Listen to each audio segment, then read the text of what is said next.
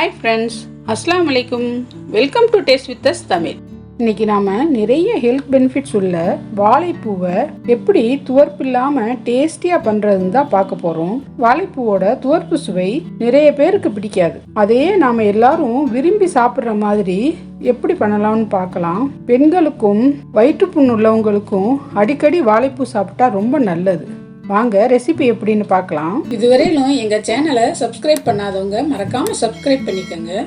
ஒரு கடாயில் 2 டீஸ்பூன் நல்லெண்ணெய் சேர்த்து எண்ணெய் சூடானதும் 1 டீஸ்பூன் கடுகு உளுந்து சேர்த்து கடுகு வெடித்ததும் 1 டீஸ்பூன் சீரகம், 1 டீஸ்பூன் சோம்பு, 3 மிளகாய் வத்தல், கொஞ்சம் கருவேப்பிலை, 3 பல் நறுக்கின பூண்டு, 100 கிராம் பொடியாக நறுக்கின சின்ன வெங்காயம் சேர்த்து வெங்காயம் பொன்னிறமாகிற வரை வதக்கி விடணும். இப்போ 1/4 டீஸ்பூன் பெருங்காயத்தூள் சேர்த்து நல்லா கிளறி விடணும். சுத்தம் பண்ணி நறுக்கி மோரில் போட்டு வச்ச 1 கப் வாழைப்பூவை சேர்த்து நல்லா கிளறி விடணும். 1/4 டீஸ்பூன் மஞ்சள் தூள், தேவையான அளவு உப்பு சேர்த்து நல்லா கலந்து விட்டு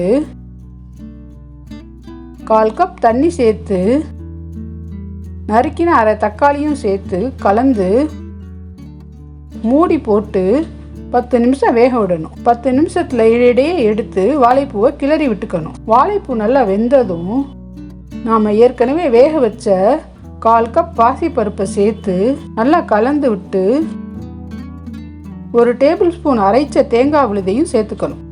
நல்லா கிளறி விட்டு 2 நிமிஷம் மூடி போட்டு வேக விடணும். அப்போ தான் அந்த வாழைப்பூவோட நாம் சேர்த்த பருப்பும் தேங்காயும் சேர்ந்து சுவை நல்லா இருக்கும். 2 நிமிஷம் கழித்து மூடியை திறந்து கொத்தமல்லி தூவி இறக்கினா சுவையான வாழைப்பூ கூட்டு ரெடி. இந்த ரெசிபியை கண்டிப்பாக ட்ரை பண்ணி பாருங்க.